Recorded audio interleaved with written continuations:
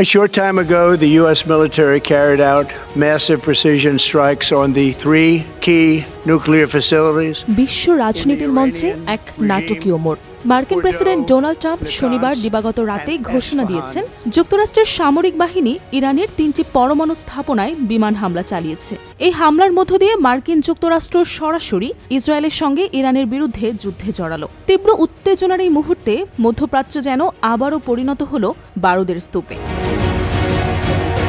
White house থেকে মধ্যরাতের ঘোষণায় ট্রাম্প বলেন, এই অভিযান ছিল অত্যন্ত সফল। এটি আমেরিকার জন্য, ইসরায়েলের জন্য এবং পুরো বিশ্বের জন্য একটি ঐতিহাসিক মুহূর্ত। ইরানকে এখনই যুদ্ধ বন্ধ করতে হবে।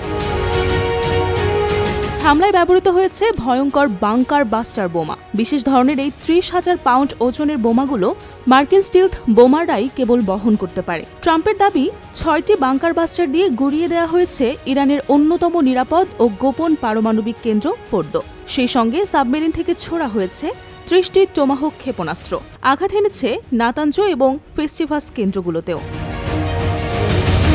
ইরানের রাষ্ট্রীয় বার্তা সংস্থা ইরনাও রবিবার সকালেই ফোর্দোতে হামলার খবর নিশ্চিত করেছে। তেহরানের কুম প্রদেশের প্রশাসনের বরাত দিয়ে বলা হয়েছে, রাতের কোনো একটা সময় কুমের আকাশে বিমান প্রতিরক্ষা সক্রিয় হয়। শত্রুদের শনাক্ত করার পর ফোর্দো পারমাণবিক কেন্দ্রে আঘাত হানে তারা। ইরানের আধা সরকারি তাসনিম ও ফার্স সংবাদ মাধ্যমের খবর অনুযায়ী ফোর্দো ও ইস্পাহানের আকাশে বিমান প্রতিরক্ষা সক্রিয় হয়। বিস্ফোরণের শব্দ শোনা যায় শহর জুড়ে। গোটা দেশ জুড়ে ছড়িয়ে পড়েছে উদ্বেগ। ইরানি মিত্র ইয়েমেনের হুথি বিদ্রোহীরা হুমকি দিয়েছে, তারা আবারও লোহিত সাগরে মার্কিন জাহাজে হামলা শুরু করবে। হুথিরা ইরানের অক্ষর শক্তির একমাত্র সদস্য, যারা এখনও যুদ্ধ ক্ষমতায় রয়েছে। তাদের হুঁশিয়ারি, এই হামলা মধ্যপ্রাচ্যে আরও ভয়ানক যুদ্ধ ডেকে আনবে। রাজনীতির মঞ্চেও শুরু হয়েছে প্রবল প্রতিক্রিয়া। রিপাবলিকান সিনেটর লিন্ডসে গ্রাহাম বলেছেন, চমৎকার সিদ্ধান্ত।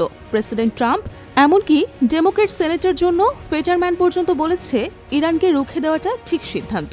তবে বিপরীতে কেন্টাকির রিপাবলিকান সদস্য থমাস ম্যাসি এই সিদ্ধান্তকে অসাংবিধানিক বলে আখ্যা দিয়েছেন। বিশ্লেষকরা বলছেন, এই হামলা শুধু একটি সামরিক অভিযান নয়, এটি হতে পারে আরও বড় সংঘাতের আগাম বার্তা। জাতিসংঘ, ইউরোপীয় ইউনিয়ন ও চীন তীব্র উদ্বেগ প্রকাশ করে দ্রুত কূটনৈতিক সমাধানের আহ্বান জানিয়েছে। এখন প্রশ্ন, এই সংঘাতটা আসলে থামবে কোথায়?